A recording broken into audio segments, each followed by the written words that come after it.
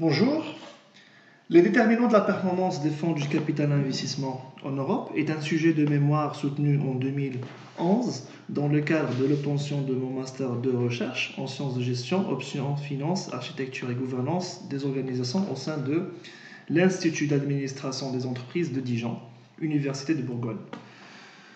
Donc aujourd'hui, je partage avec vous cette soutenance pour aider les personnes qui travaillent sur le même sujet d'approfondir leurs recherches en matière de capital investissement. En matière de plan, bien sûr, on va introduire notre sujet. On va traiter les points suivants: la problématique, la gouvernance et organisation des fonds du capital investissement, le problème de mesure de la performance des fonds du capital investissement, la structure des fonds du capital investissement, les déterminants de la performance des fonds du capital investissement, le projet de recherche, et on va conclure notre sujet et notre soutenance.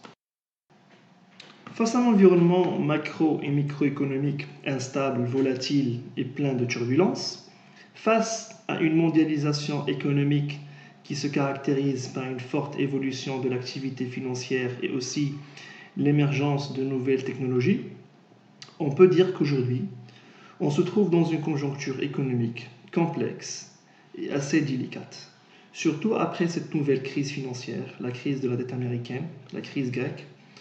Face à ces perturbations et ces bouleversements inattendus qui ont changé la donne, le système bancaire et le système financier agonisent et se trouvent dans une situation critique. Cependant, l'entreprise, pour assurer sa survie, financer sa croissance et sa pérennité sur le marché, il doit recourir à un mode de financement traditionnel, l'emprunt bancaire, qui est difficilement accessible, surtout pour des petites et moyennes entreprises. Suite à une asymétrie d'information, à des risques d'opportunisme, cela amène les établissements financiers à mettre en place des procédures exigeantes, par exemple plus de garanties, augmenter les coûts de l'emprunt, ce qui rend ce dernier inaccessible pour ce type d'entreprise. À cet effet, face à ce défi, pour accompagner et financer ces petites et moyennes entreprises, un nouveau mode de financement apparaît comme une alternative et une solution optimale pour les entreprises non cotées. Il s'agit du capital investissement. Concernant notre thème de recherche, dans lequel nous allons essayer d'expliquer, analyser et extraire les différents facteurs et les déterminants de la performance des fonds du capital investissement en Europe, ces facteurs pourront avoir plusieurs facettes, financières, organisationnelles, stratégiques. Cependant, nous avons reformulé cette problématique. Nous avons proposé les questions suivantes. Qu'est-ce qu'on entend par un capital investissement? Qu'est-ce qu'on entend par un fonds performant? Quelle est la performance d'un fonds de capital investissement? Comment mesurer cette performance? Et pourquoi existe-t-il une telle différence au niveau de la performance des fonds du capital investissement? Et quelles sont ses origines? Donc voilà, c'est les questions sur lesquelles on va se baser pour répondre à notre problématique et de trouver les déterminants de la performance des fonds d'investissement. Dans une définition du capital investissement, des chercheurs au niveau du capital investissement, comme Gompers, Larner, Kaplan, Skowar, Richardson, Axelson, définissent le capital investissement comme une activité cyclique qui se repose sur 4 grandes phases, dont la première et la plus importante, c'est celle de la recherche des fonds, auprès des acteurs économiques ou des investisseurs intéressés par des investissements. Cependant, après cette définition, on peut conclure l'importance des fonds dans un investissement et l'épine dorsale du capital investissement. Il s'agit de la phase la plus délicate dans un investissement. L'importance d'un fonds peut être mesurée selon l'apport des investisseurs. Autrement dit, on peut dire qu'un fonds est plus important qu'un autre selon l'engagement et la somme apportée par chaque investisseur. L'organisation des fonds se fait comme un limited partnership. Cette organisation se compose en 2 principaux éléments. Les investisseurs qui disposent d'une responsabilité limitée au niveau de l'apport des fonds, limited partner, les LP, et un gestionnaire de fonds, General Partner, qui dispose d'une responsabilité absolue et dont l'apport de capital est réduit. Donc les GP disposent d'une liberté totale dans la gestion du fonds. ainsi que dans la prise de décision. En revanche, les LP n'ont aucune information sur l'ensemble des caractéristiques du choix de l'investissement. Le timing de la transaction, cash flow, ils n'ont pas le droit de sélectionner le projet. Donc la constitution des fonds se déroule pendant une période de 10 à 12 ans. Durant cette période, les LPIs s'engagent à verser une somme d'argent aux GP. En revanche, les GP doivent dénicher les bonnes affaires et réaliser les investissements rentables. Alors, on parle de la performance des fonds. Donc, on doit maîtriser, on doit définir c'est quoi la performance d'un fonds. Donc, avant, on doit lever le voile sur le concept de la performance. Aujourd'hui, la performance présente un grand souci, une grande inquiétude. Il s'agit d'un terme ambigu qui ne possède pas de définition unique. C'est un concept qui est polysémique. Sous l'angle entrepreneurial, un fonds performant est un fonds qui dégage une rentabilité et une valeur ajoutée positive. La performance peut être soit financière ou non financière. Au niveau de la performance financière, on s'intéresse à des éléments à caractère financier. Et en ce qui concerne la performance non financière, on se focalise sur les éléments macro et ou microéconomiques. Au niveau macroéconomique, des chercheurs ont expliqué à partir d'un modèle économétrique qu'un accroissement de la part du capital investissement sur le PNB avait un impact sur le taux de chômage. L'évolution temporelle du concept de la performance. Des chercheurs mettent en évidence une partie de la littérature plus quantitative qui appréhende la performance à partir des données comptables et financières jusqu'au milieu des années 1990. On voit apparaître des modèles plus globaux de mesures de gestion de la performance tels que l'EVA et le tableau de bord équilibré de Kaplan-Norton.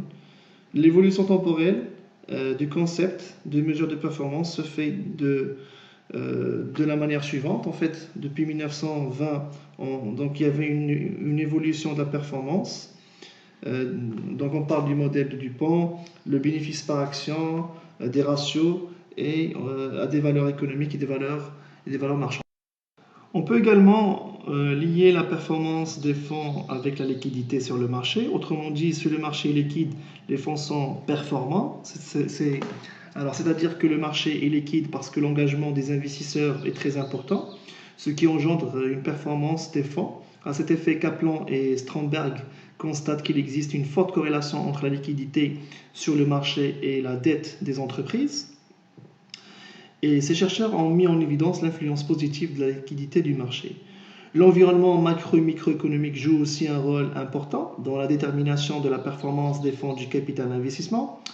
Cependant, des chercheurs comme Gompers et Lerner constatent que les facteurs macroéconomiques tels que la performance passée de l'industrie, celle de l'économie générale, ainsi que l'impôt sur les plus-values sont dépendants des flux entrants dans les fonds du capital investissement. D'après une étude réalisée par une société de gestion sur 73 fonds entre 1981 et 1993, ces auteurs ont constaté un excédent net de rendement de 5% et de 8%. La relation entre les LPIs et les GP peut avoir un impact positif ou négatif sur la performance des fonds du capital investissement. Les auteurs comme Jones, Rod ont proposé de tester cette relation entre les GP et les LPIs pour corroborer cette hypothèse qui nous semble pertinente. D'autres chercheurs révèlent que l'environnement concurrentiel des gestionnaires des fonds joue un rôle également, un environnement qui est favorable. Pour la structure des fonds, une structure du capital investissement est un véhicule qui permet à des investisseurs qui sont regroupés au sein de la même entité juridique de prendre des participations en fonds propres ou quasi-fonds propres.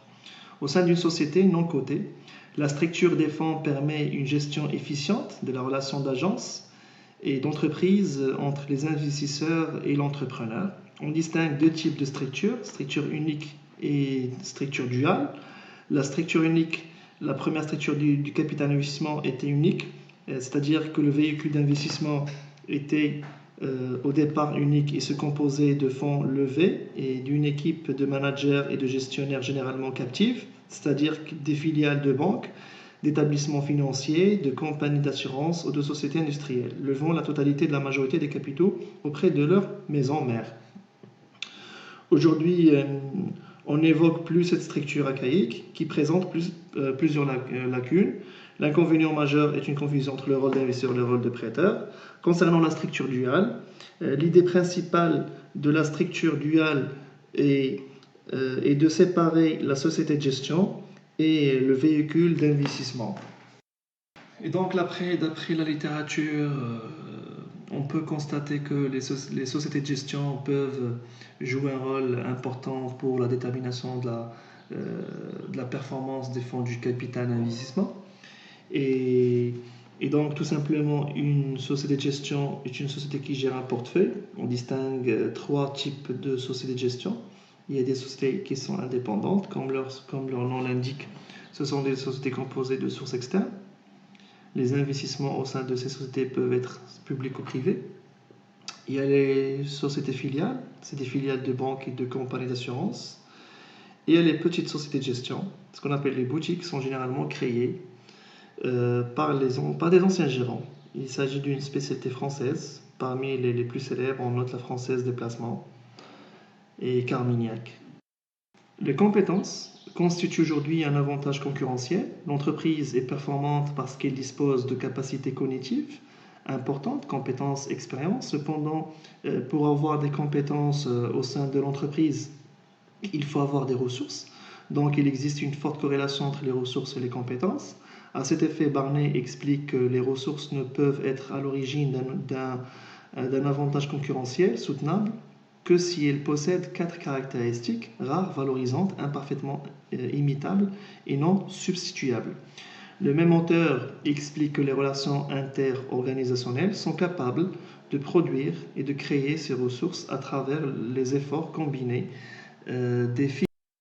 Alors, Kaplan et Square montrent qu'il est pertinent de mettre en avant la société de gestion comme source de performance et que cette dernière se caractérise et repose sur les compétences et les expériences des gestionnaires de fonds, ainsi que les stratégies adoptées par l'équipe de gestion. Kaplan et Square observent une forte hétérogénéité de distribution des rendements parmi les fonds du capital investissement. Ils constatent que le rendement de l'année N est corrélé positivement avec le rendement des fonds précédents. Les fonds établis par le General Partner persistent significativement, c'est-à-dire qu'un gestionnaire qui a réalisé une performance des fonds de N-1 dispose d'une grande chance d'apporter des résultats et un rendement positif à ses futurs investisseurs. Donc il existe une forte liaison entre la persistance de la performance des fonds et la qualité des gestionnaires, mais lorsqu'il existe elle aussi une... Aujourd'hui, le système de rémunération, soit financier ou non financier, est un élément de motivation primordial, nécessaire et obligatoire au sein de l'entreprise. Plusieurs théories et études confirment que la rémunération à caractère financier ou non est un facteur de performance organisationnelle ou stratégique au sein de n'importe quelle organisation. Donc l'idée directrice d'après ce schéma que vous avez est de montrer tout simplement que le General Partner qui dispose d'un cadre et un climat social favorable et qui reçoivent une rémunération satisfaisante sont plus performants en matière de gestion des fonds du capital investissement que les General Partners qui disposent d'un système de rémunération financier ou non financier qui est défavorable. La rémunération des GP est garantie par une panoplie de commissions appelées les fees. Cette rémunération comprend 4 types de commissions: management fees, carried interest, transaction fees et monitoring fees. La relation également entre les investisseurs et le capital investisseur est un déterminant de la performance du fonds de capital investissement. Pour cela, on a mis en place la théorie de positif d'agence de Jensen et McLean, et la théorie la plus adéquate pour comprendre l'incidence de cette relation d'agence sur la performance des fonds du capital investissement. Cette théorie est basée sur la théorie des droits de propriété et sur la notion de relation d'agence. La relation d'agence est un contrat dans lequel un ou plusieurs mandants principal actionnaire engagent un ou plusieurs mandataires pour exécuter un service qui nécessite de déléguer un pouvoir. Et donc l'idée directrice de cette théorie, le dirigeant qui est l'agent est censé être l'agent des actionnaires principaux. Donc il existe une divergence d'intérêts qui donne naissance à un conflit d'intérêts qui pourra impacter la performance des fonds du capital investissement. Le problème d'agence entre le principal investisseur pourront prendre plusieurs dimensions. Pour le gestionnaire, dispose d'une grande liberté en matière de gestion des fonds et au niveau de l'information. Et le gestionnaire pourra utiliser des circonstances et des périodes précises pour disposer le contrat en son faveur. Et donc, il y a aussi la lien moral. La relation d'agence entre le capital investisseur est une relation qui peut impacter et qui a une incidence sur la performance du fonds du capital investissement. Donc, pour aligner les intérêts des deux parties, il est nécessaire de mettre en place un système d'incitation, de contrôle, de récompense et de sanctions afin d'éviter cette diminution de la performance des fonds du capital investissement. La spécialisation des fonds peut être un facteur de performance des fonds du capital investissement en Europe. Selon Kaplan et Skouar en 2003-2005, ils ont constaté que l'existence d'une corrélation positive entre les fonds réalisés en l'année T et T-1, c'est-à-dire que les fonds gérés d'une façon répétitive par les mêmes gestionnaires ont réalisé une performance, alors que gains parcellaires ont montré que le degré de spécialisation influence positivement la performance des fonds du capital investissement. D'autres chercheurs ont remarqué que la spécialisation des fonds du capital risque a une incidence positive sur la performance du fonds du capital investissement. La spécialisation peut être aussi géographique, selon Gottschalk, qui explique que la performance des fonds est fonction aussi du choix du pays. Il montre que la spécialisation géographique présente une grande importance au niveau de la détermination de la performance des fonds du capital investissement en Europe. Cependant, les fonds utilisés pour financer les entreprises américaines apparaissent plus performants et rentables que les fonds utilisés pour financer les entreprises en Europe. Le marché américain est plus rentable que le marché européen car ce dernier connaît plusieurs réglementations qui parfois entravent le développement. Donc je disais que le marché américain est plus rentable que le marché européen, car ce dernier connaît plusieurs réglementations qui parfois entravent le développement du capital investissement en Europe.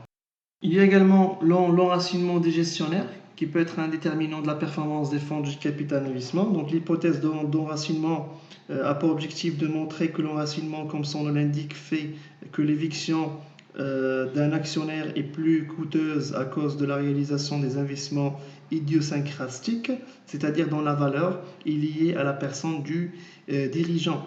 La gouvernance d'entreprise ne considère pas l'enracinement comme une théorie, mais plutôt comme un prolongement de la théorie financière de la gouvernance. Donc voilà, c'est la raison pour laquelle j'ai transposé cette hypothèse sur ma problématique, parce qu'il me semble qu'il existe une forte corrélation entre l'enracinement des gestionnaires et la performance des fonds du capital investissement. Cependant, un gestionnaire des fonds qui cherche à s'enraciner, c'est-à-dire rendre son éviction beaucoup plus coûteuse, dans ce cas, l'enracinement est vu sous un angle qui est positif. Et la nationalité des sociétés de gestion est un élément aussi capital qui pourra nous expliquer cette différence de performance des fonds. Il pourrait être aussi l'origine de cette différence de performance des fonds du capital investissement en Europe. C'est la raison pour laquelle on a soulevé cette question de la nationalité. Donc investir aux États-Unis ou au Royaume-Uni, c'est pas la même chose qu'investir par exemple en France ou en Italie. Et donc c'est la question pour laquelle que la nationalité des sociétés peut jouer un rôle très important et peut être un déterminant de performance des fonds du capital investissement.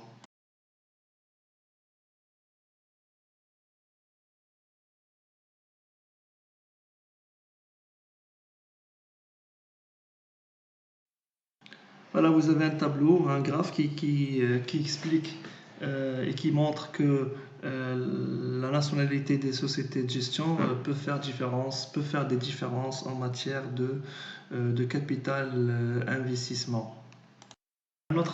Il y a un autre déterminant qui est macro, c'est les agences de notation. Après la crise de la dette américaine, on a vu comment les rôles des agences de notation financière, notamment Standard Poor's, et comment cette agence a dégradé la note de la première puissance économique. Et donc ces agences peuvent jouer un rôle très important, parce que grâce à ces notes que les investisseurs choisissent leur destination. Et il me semble pertinent d'évoquer les agences de notation financière et de les présenter comme un facteur macro de performance des fonds du capital investissement en Europe.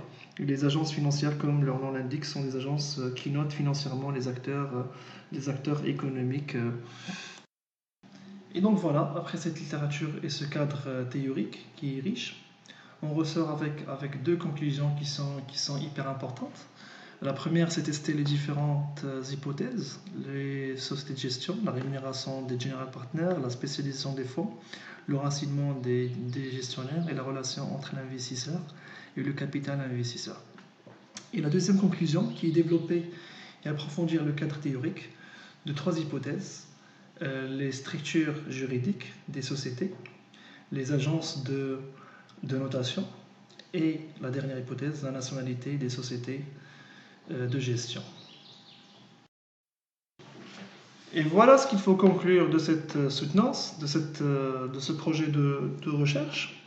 C'est qu'on distingue deux types de déterminants de la performance des fonds du capital investissement.